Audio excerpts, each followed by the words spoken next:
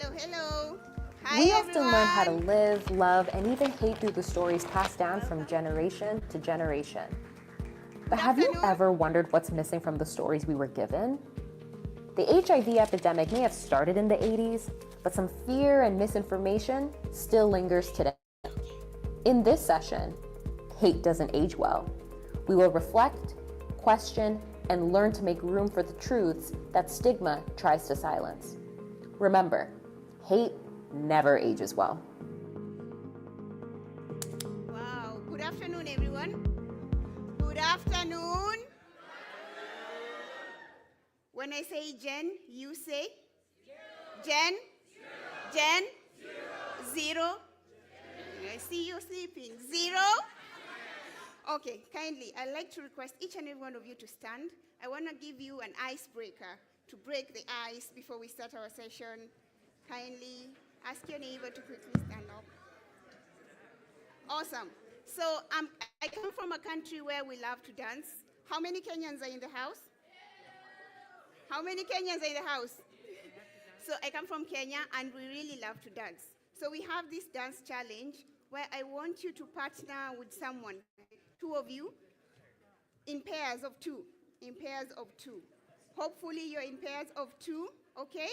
So we're going to start with your, sorry guys, are you in two? Are you in pairs?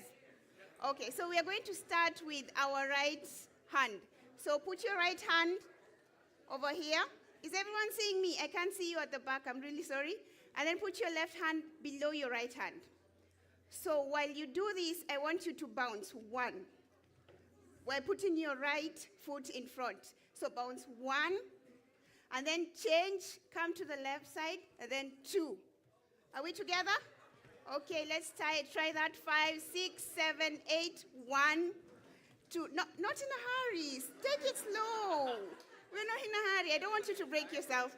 Okay, let's go. 5, 6, 7, 8, 1, 2. 1, 2. We'll do it 2 times, okay? So we start again. 5, 6, 7, 8, 1, 2. Again, 1, 2. Now here it's where it gets interesting. So turn to your neighbor. I said you're in pairs. So turn. While facing them, I'll use you, Ivana, as an example. I need you to squat a bit. So while looking at your partner, Ivana, I want you to put your hand here, no, like this. We're not going to shake hands, and you're not going to touch your neighbor's hand. So I want you to do 1. When I'm up, you're down. So it's 1. No. It's okay. So when I go up, your hand needs to be, so it's 1, 2, exchanging, okay? So we try 1, 2, 1, 2, 1, 2. You see that? I want you to try it. So turn. A game, a video game or something. Okay, let's try it. Have you? 5, 6, 7, 8. 1, 2, 1, 2, 1, 2, 1, 2. There are people who are not doing it. Okay, so we start from the top, okay? Are you ready? But now while looking at your partner, we start 5, 6, 7, 8, 1, 2, 1, 2. Switch. 1, 2, 1, 2, 1, 2, 1, 2. Clap for yourselves. Thank you. You may have your seats.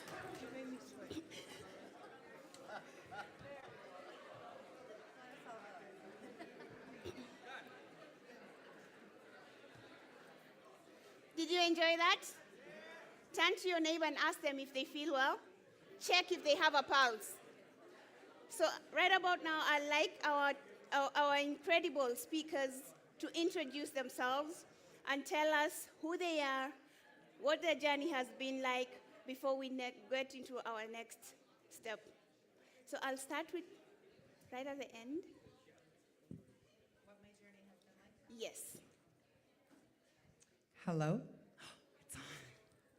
Hi, everybody. My name is Desi Jo Sutherland. Yeah, that's me. I'm 42 years old. I have lived with HIV diagnosis since I was 29 years old. And the journey has been literally exactly why we're all here. What it feels like to live with stigma, live with the expectations of the outside world and being so afraid of it, and how it forces us into boxes. So when I was diagnosed, and I say this all the time, when a person is given that diagnosis, seconds, the walls close in, I'm alone, the room is dark and it's cold. And I stayed there for 10 years. I've had huge milestones, like I put that sucker to sleep within a couple months, 1 pill a day, right? I was able to have children and not transmit. I was able to have 2 relationships and not transmit. Those were beautiful milestones that I shared with myself and my healthcare team in the darkness and the coldness of that box. It was a room of hundreds of other women with the same relatable heavies as me, where I walked in there and then all of a sudden 10 years of armor just poured off. And this room, like, why are we here? That same energy. Let's peel away the layers. We are safe together. And I was like, I picked up the mic for the very first time and said out loud in front of everybody, my name is Desi Jo, and I've had HIV since 2012. And I put it to sleep in 2012. It's been sleeping since. And where the heck were you guys for the past 10 years? Because I've been hiding in a box. And now I don't have to be in a box. So since 2022, I've done exactly this. Stand in a space confidently in front of the entire world with my most vulnerable parts. As afraid, as scary as I was in the beginning, I'm not scared anymore. And I can't tell you how amazing that feels, how freeing that feels to just be completely unafraid now. I don't belong in a box. Nobody does.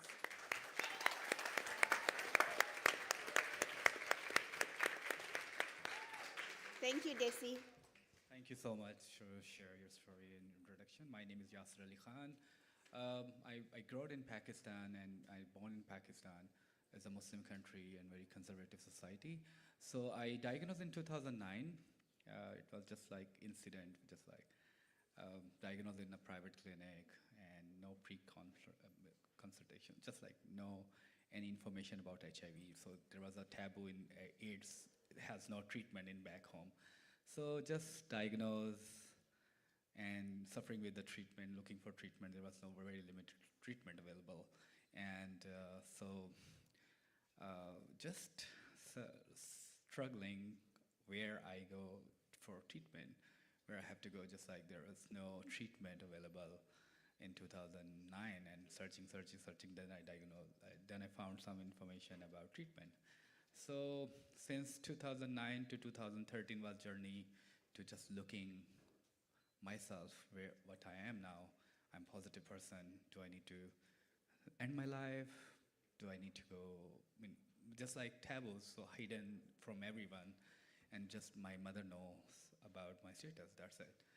So then 2014 I started work for community work. I said, I think I have to work for community and maybe I will accept myself. And I don't know how. Immediately I came on TV on 2014 on Pakistan television. It's just like I'm a positive person. I'm living a person who's just like living with treatment. I'm a healthy life. It's like crazy. So after, thank you so much. Thank you so much. It's just like it was a just discussion, and there was no, we never decide I will come out in the TV in front of people. And I said, come out, start treatment, we will help you. And it was, then after this, I just like make groups and start groups for positive community, for youth community. That time I was also youth. And just, still I'm 18 years old. Yeah, so then I realized there are so many gaps and people don't know about anything. We are not talking about sexual health. We are not talking about HIV. We are not talking about anything.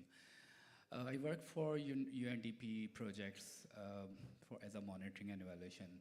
And then then I started university as well. People said, you cannot do your master's in this condition. And I said, why not? Because master, I mean, I'm positive, I'm working full-time job, and why not I can do, and they said, no, your immunes are weak, so you cannot do it. And I said, I can do it.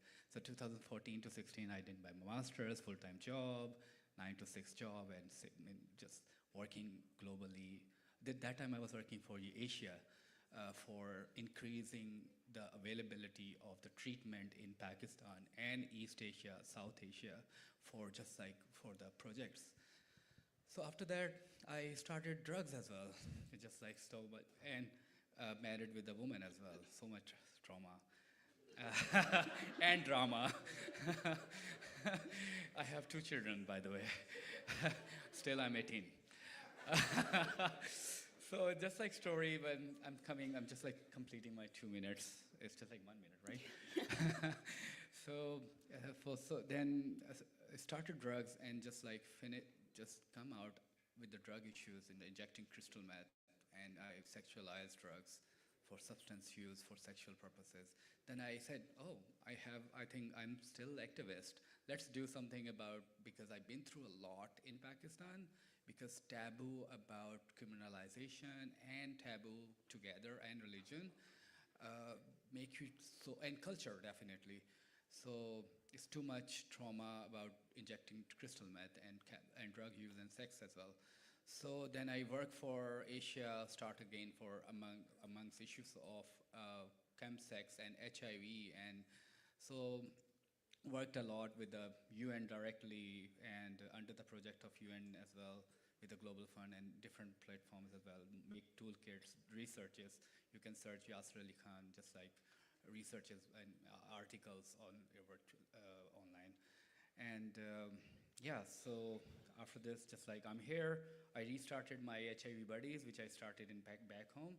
So you can search HIV buddies for South Asian, Middle Eastern, North African community and Muslim community who are suffering, struggling in Canada even, and not coming out. We are just like, we have same culture, same taboo, same community, so I'm just like trying to improve the services for them.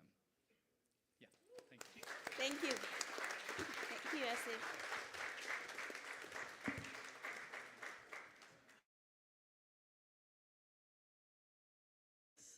Of Canada in the future, and I'm always honored to be invited. Thank you to the organizers. My name is Francisco Ibanez Carrasco. Forget the last name, it doesn't matter. My name is Francisco. I'm a professor, assistant professor at the Dalhousie School of Public Health in the University of Toronto, and I've done HIV community-based research. So I work with those like us, and I hope I honored people from coast to coast. This year alone, I've had the chance to be for different kinds of projects all the way to Vancouver, Regina, just came back from Charlottetown, and there's so much need amongst the young, amongst those of us aging. I'm 62, I became HIV positive as soon as I landed in Canada. Sorry about the cost. 62 years is expensive, right? So, and I glow in the dark. I took AZT, so that's, you know, it's weird. What else I wanted to tell you?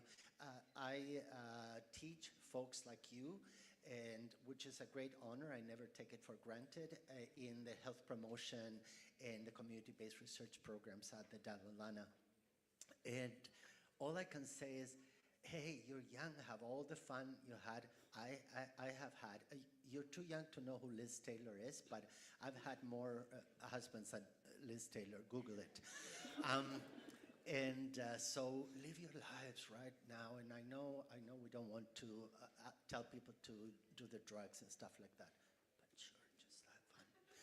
You know what I mean? Like if you don't do it now, then it becomes like a really serious, and I'm sorry. I would not be invited. I love you all. Okay, thank you. Thanks for Thank you very much.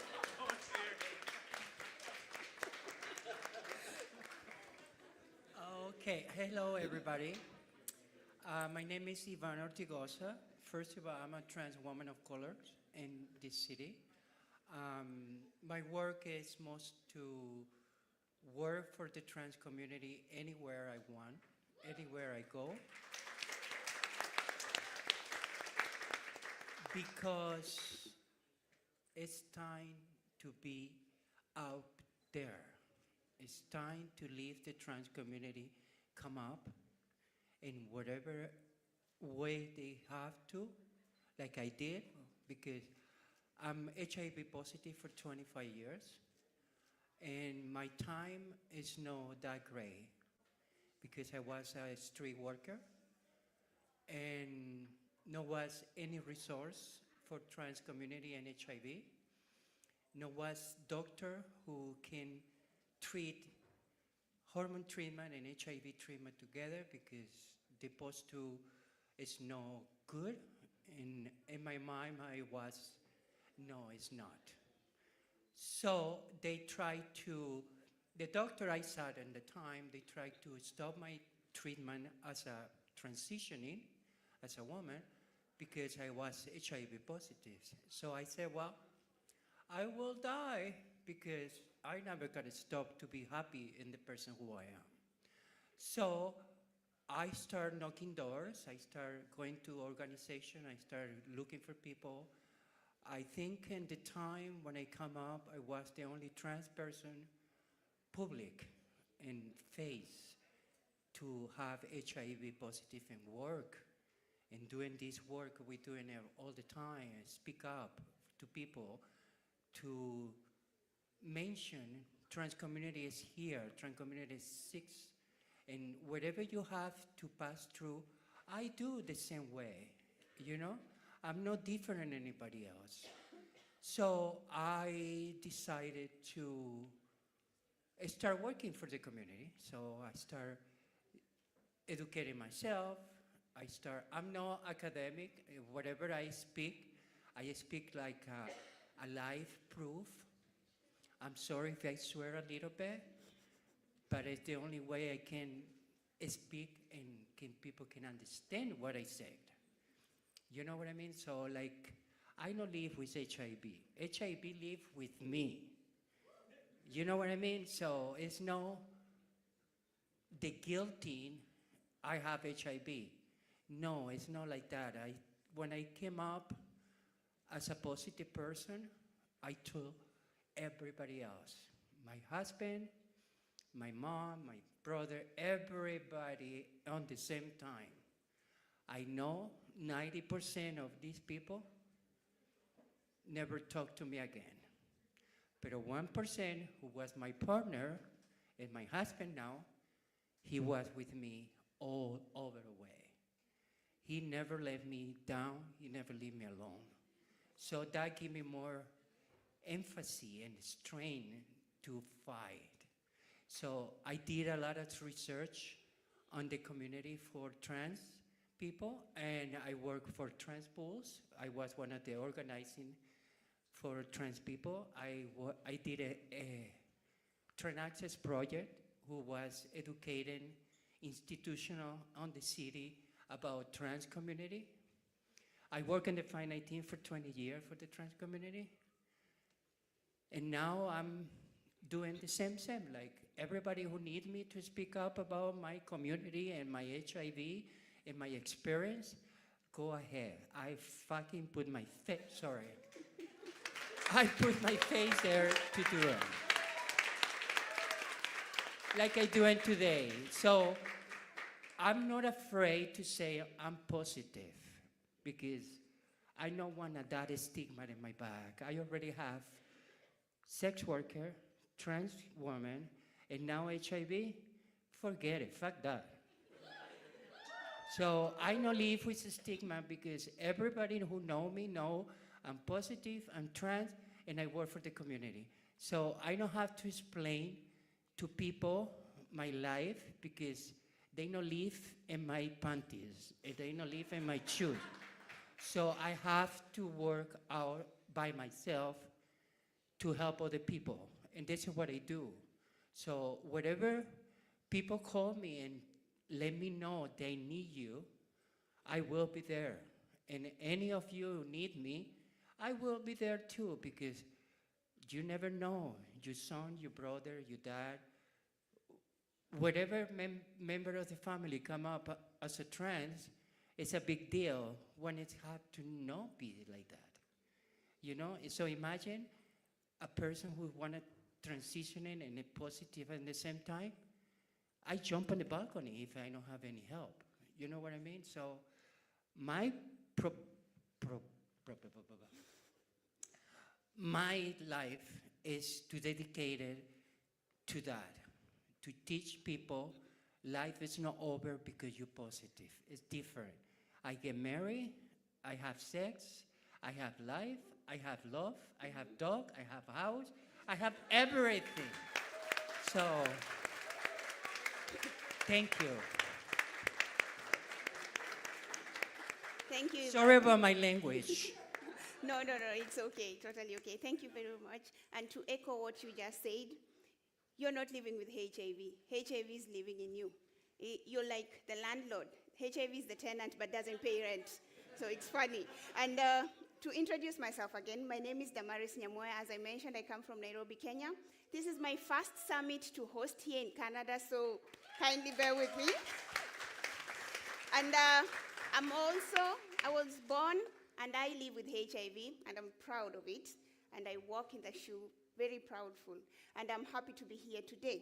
And as we are talking about hate does not age well, I know this theme reminds us of the resilience and how we have rebuilt and fought stigma in the society from where we came from and up to where we are right now. And I'd like to pose a few questions to the audience to get to know what information. How many remember how HIV was in the 80s and in the 90s? Anyone have a rough idea? We're talking about intergenerational. I know so many generations are in the room. Gen Zs, Gen Alpha, Boomers, I don't want to say, millennials. Who can picture the first epidemic of HIV in the 80s and in the 90s? And we have had our panelists speak about how it was back then. Who can remember? We have a hand there. And who has ever experienced or witnessed stigma?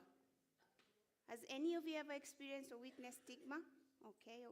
And just to get your information a bit, who experienced stigma most in the different generation? Is it the millennials, Gen Zs, Boomers, or it's everyone? It's different for everyone. Sorry? Everyone. It's different for everyone or everyone? Okay, thank you. Thank you for that. A round of applause for her. So, and as we have had our panelists give their stories and share their stories, I have a few questions to pose to you in regards to your journey and also your experience and what you do. And I'll start with Yasir. You've worked at the intersection of HIV awareness, queer health, and harm reduction for over a decade. In your view, how has community organizations with queer spaces evolved since you first began, and what intergenerational collaborations have been most transformative in the breakdown of stigma? Very big question.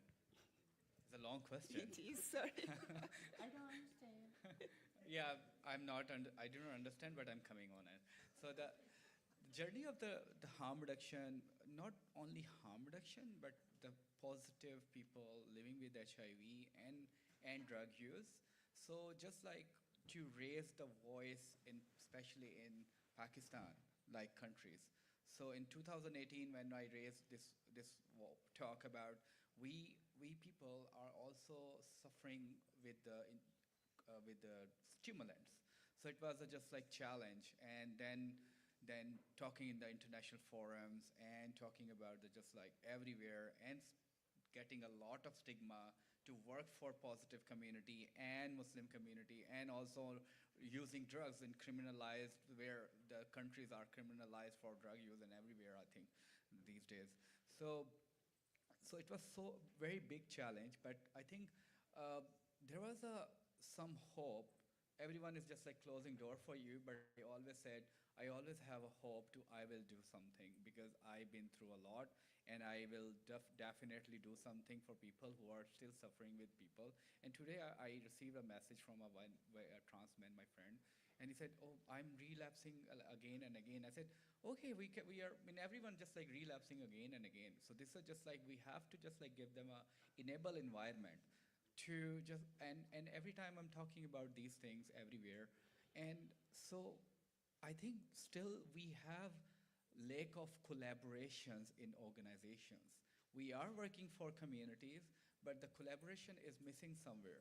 So is it not only in Canada or in Pakistan, or is most of the organizations just like working for community, yes, but the thing is collaboration is missing for the communities.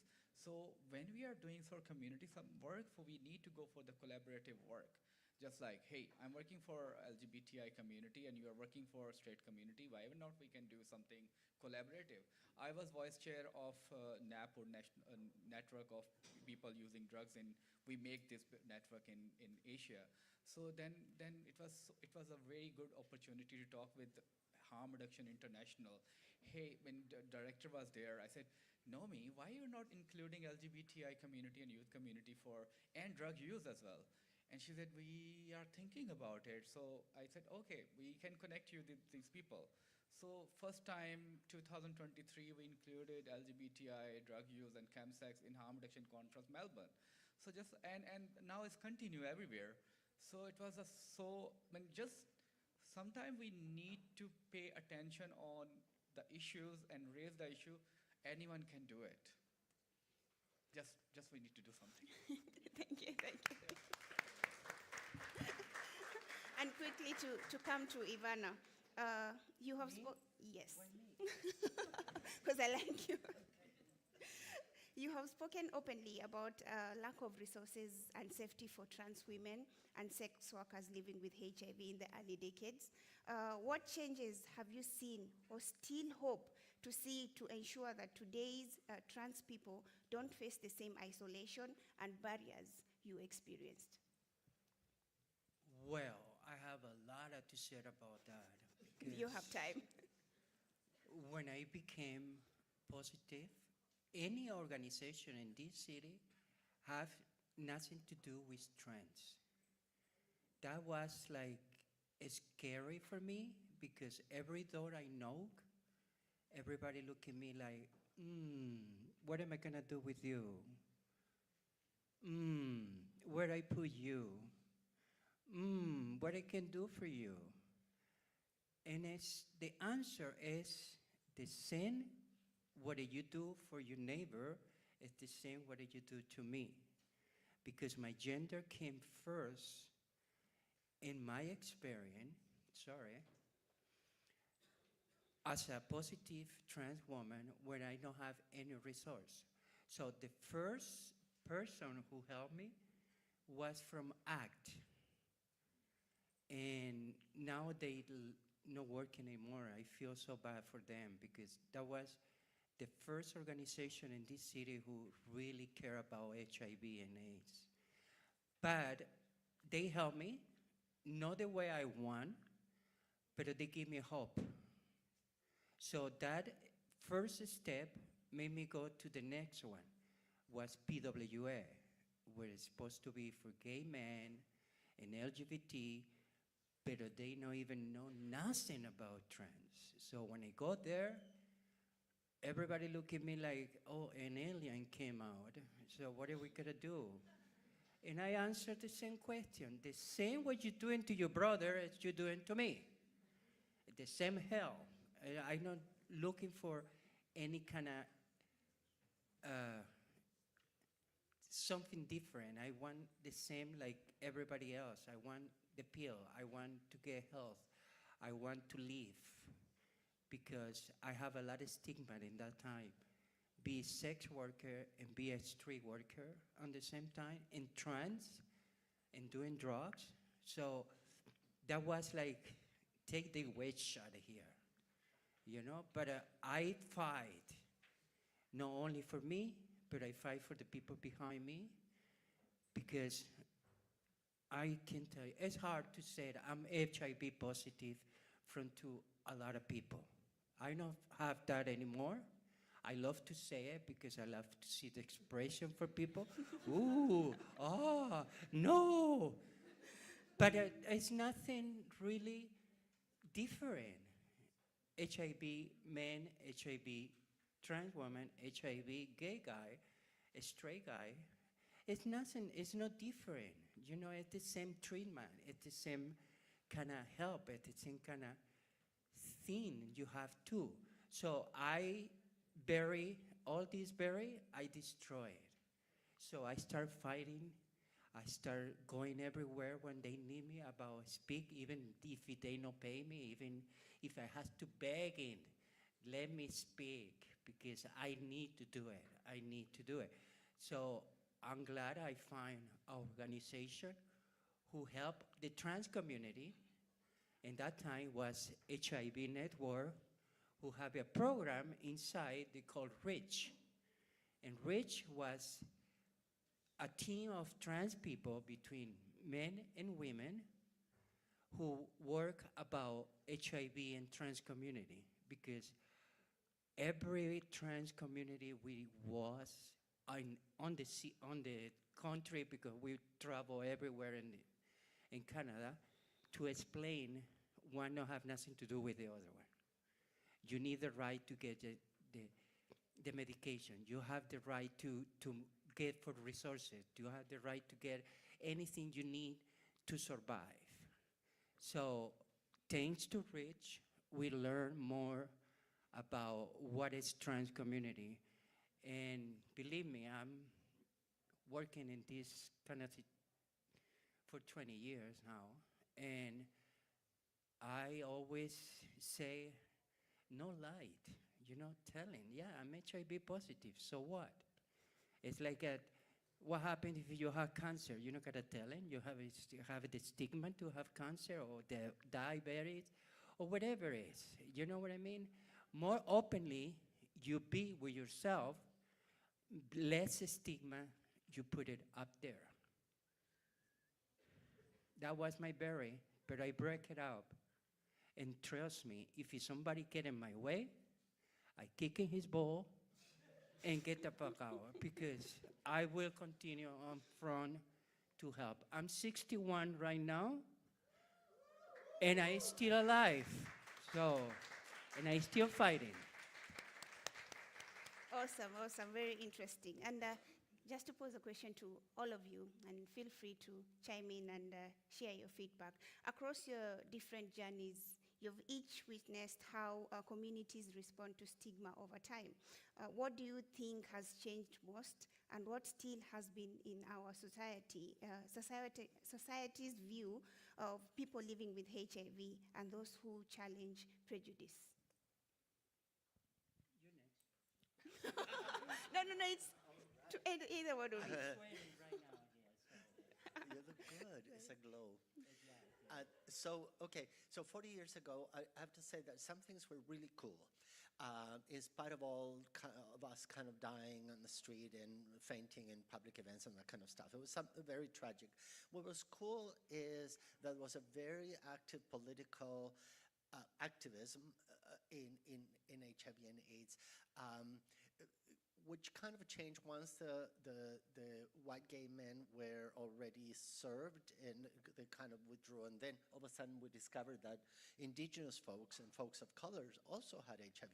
So I'm happy that they had the chance and they used the resources and their clout at that point to do it. But it's been super encouraging to see how now it's about everybody. Mm-hmm.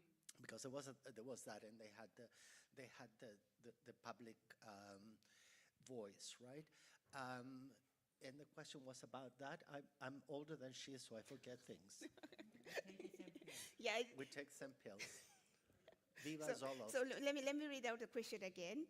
So across your different journeys, you've each witnessed how communities respond to stigma over time. Yeah, I kind of hate the word stigma. I tell you why, because I think it's like the word empowerment and the word community, which are so overused by the good people and also by our enemies. Yes, we do have enemies. That kind of goes a bit bankrupt. I mean, stigma can be anything. I mean, if someone looks at me wrong in the bus, I'm being stigmatized, but it's not, right? So what I think we need is a little bit more understanding of how stigma really happens on the ground, right? A lot of it, you are a generation that has learned to avoid that kind of language and that kind of direct attack. So we become, as we are Canadian, very polite about our stigma, right? So it's difficult to say at work that someone's, discriminating against me. And so you have to become a little bit more crafty at bringing it up and showing it. It does exist, right, in many different ways, against indigenous folks, against immigrants. Oh my God, immigrants, dirty word, right? And we're becoming protectionist and all of that. So I think it's well and alive. We've done a good job kind of bringing it to the fore, but at the same time, we've sent it underground. I think it exists, and it's very difficult to prove that you are stigmatizing me. I challenge you to do that in every community work, in every group that you belong to, online, everywhere. I think it still exists. And it's not only about the way I fuck or who fucks me, but I'm versatile. But good marketing. It was, hey, on top of that, I'm a daddy, so I practice BDSM. I can't, then there's kind of a silence, and there's like, whoa, too many things on the same person. So stigma is layered. We all carry it with us, but we also carry in our shoulders our ancestors, right? The people that came before us and paved the way. That's all I have to say about stigma. Can I say something about the stigma? Stigma is a word, and you have the power to give your values or not. So somebody said, I have a stigma. You said, no, it's a word. You don't have any stigma. That's the society put that on us. So when you be honest to yourself and be honest to people around you, to your family, your friend, your brother, whatever who is beside you, that stigma is gone. Because you don't have to hide anything from to anybody. You know what I mean? So a stigma is a word, erase it from the dictionary, really, because we don't need that shit. Really, we don't. Because every person who have be obese or, I don't kind of say that, but ugly or cute or whatever, they always have a stigma about it. Oh, I'm too fat, I can use that. The people kind of thinking, I don't care. You know what I mean? So even when you go to the beach and you don't have that beach body and you got it used to pieces, use it. I don't care what people kind of thinking, whatever, if I have my belly up or whatever, or my bum or whatever. That stigma is not on me, it's in them. You know what I mean? So not get that on to yourself, because it's the worst thing you can do it to yourself. Somebody stigmatize you, you give it a finger and say, get the fuck out. And Desi, kindly, what are your thoughts? I'm totally chiming in. Sorry. That's awesome. You see, I'm like, I was diagnosed in 2012. And my friends have had so much more years of experience in this stage, in settings of creating that safe space. The day I walked into that room with hundreds of people, that knew exactly what the hell this hell felt like, that was what took off all my armor. And they come as they are. There is no expectations of me to be anything else but myself. And I think that's what our people need. When I say our people, I mean like the entirety of us. How can we come as we are if I'm coming into settings where there's unrealistic expectations of me? For example, I'm from Saskatchewan, and a community reached out and they were talking about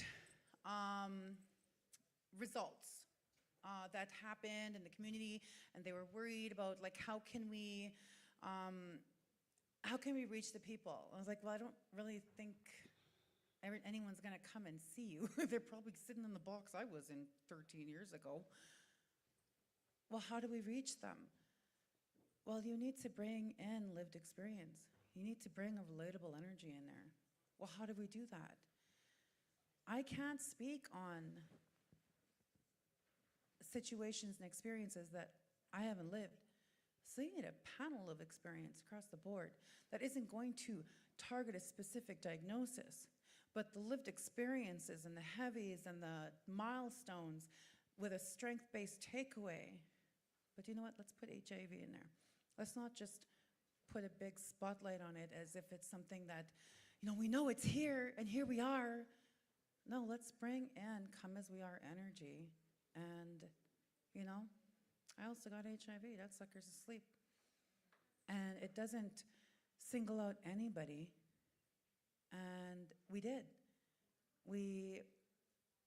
I gathered a couple more peers. Like, you need a panel of experience, ages, genders, you know, like pronoun. You need the whole frickin', you need a whole ass table of experience up there. And when we were done, I'm sure there was not a dry eye in the room. And that is what relatable energies does in a room, in a setting, as a come as you are. When it comes to stigma, can we get it out of the, it is. Stigma is what you think about me. And if I'm gonna internalize that shit, I just gave you my power. I've been doing that my entire life, and I'm 42 years old. I've been out that box for the past 3 years, was 20. See, it also reflects on our age. She's like, what's that question again? Okay, it's 2025, and I've been here since 2022, and I'm still gonna be here for the rest of my life, but I've been letting the world tell me what they think of me, and me allowing that to just be for all my life. So stigma isn't something that I need to break. Maybe it's a look in your mirror thing, because everything that I don't like about somebody, there's probably a mirror facing at a deeper rooted reason why you just frickin' irk me. And that comes from my survival mode. And now I am sick and tired of being in this box. And I can call out your stigma, I can call out your bias, I can call out all of that, or I can just look in the mirror and say, hey, you're giving her your power. You don't have to be in survival mode anymore. You don't have to be scared anymore. You are in safe space. And if you feel like you're in survival mode in different spaces, hell, girl, those aren't your spaces. And that's okay. That means that not everyone's gonna be my cup of tea, and I'm not gonna be everyone's cup of tea. Sure as shit, that would make us robots. I'm pretty sure we're not robots. How can I meet another human being as another human being? That's it. Keep it simple.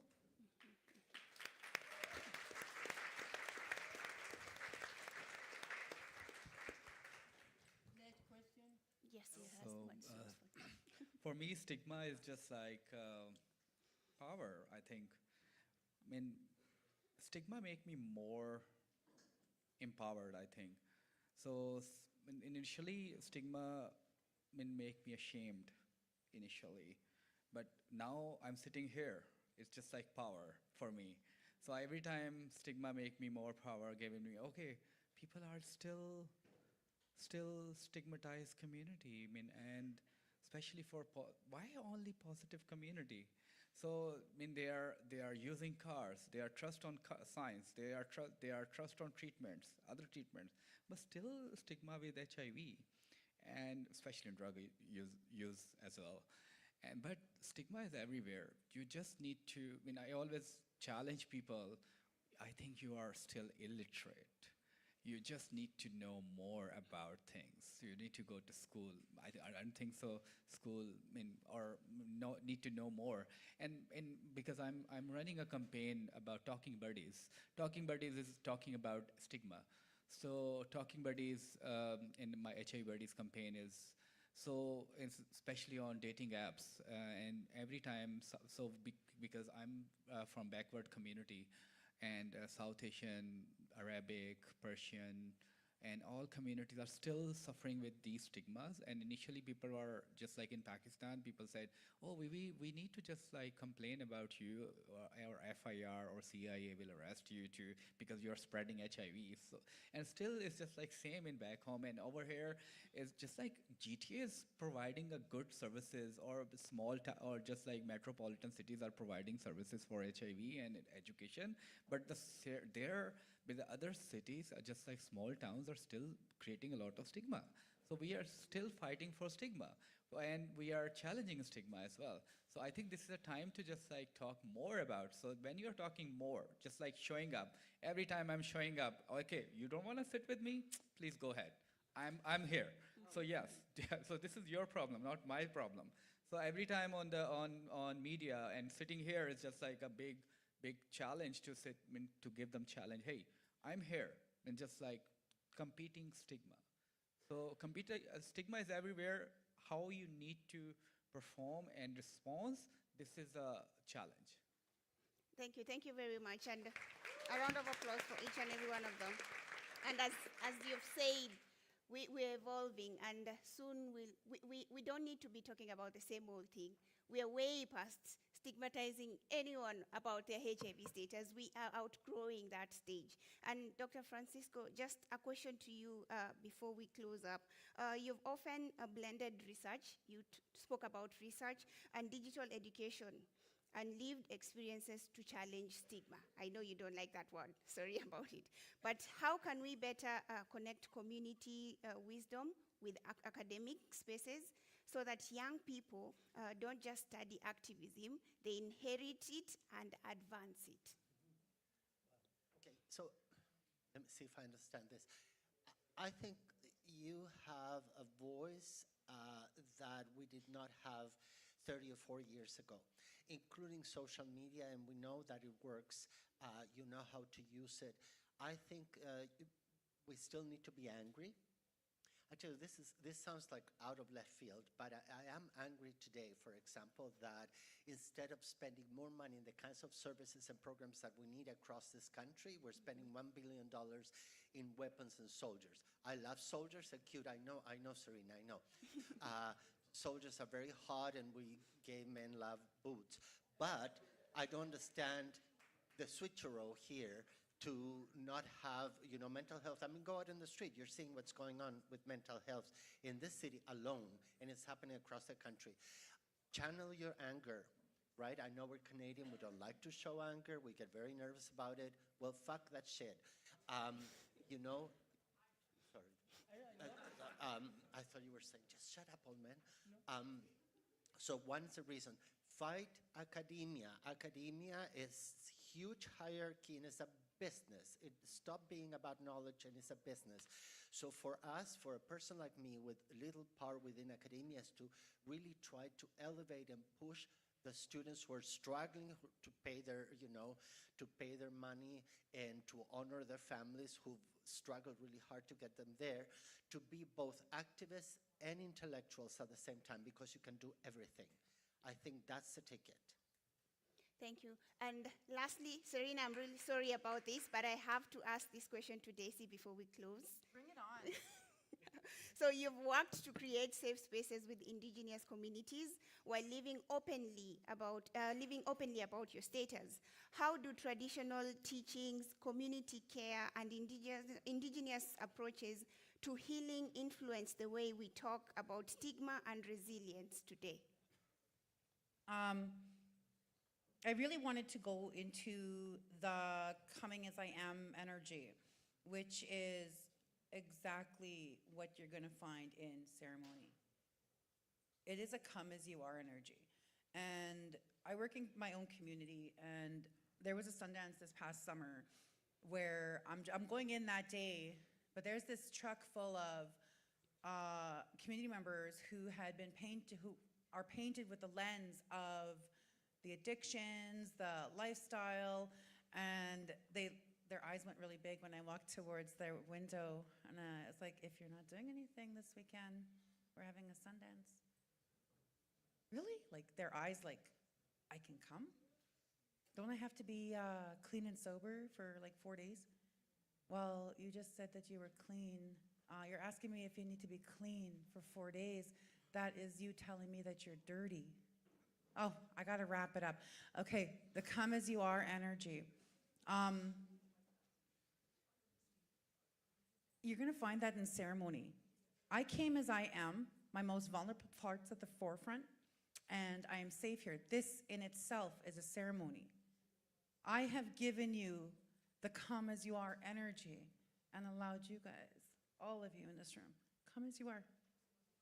Don't be afraid to just be. And if you're a mess, hell, let's go do this together. You know, it's, I'm gonna wrap it up really quick. My daughter is 25 years old, and she's 26, actually. She's gonna be 26 in February. You know what I told her? Oh my God, my girl, you're so stubborn, you're so bullheaded, you're so loud, and you're doing everything you can in your power to get what you want, even if what you want right now isn't bringing out the best in you.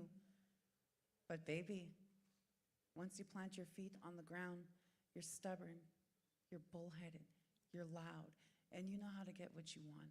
That's your superpower. As much as it's looked as though it's something that, oh, that makes her a bad person or a bad influence, shit, that's your superpower. Why do I do what I do? Because 50 to 60 years from now, I'm not gonna be here.